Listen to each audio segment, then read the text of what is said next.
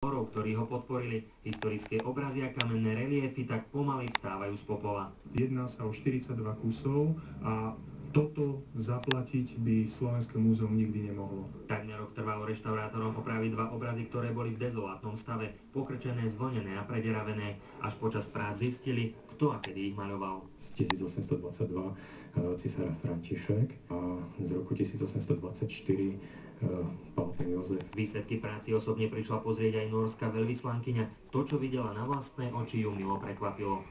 Ak porovnáte, čo bolo na začiatku a ako diela vyzerajú teraz, je to úžasné, som nadšená.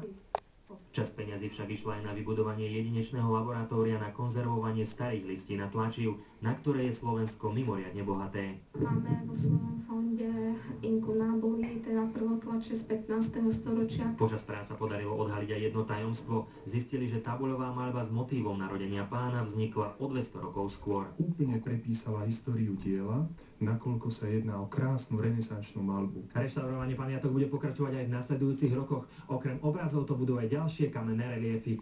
Martin Dušička, Teatry.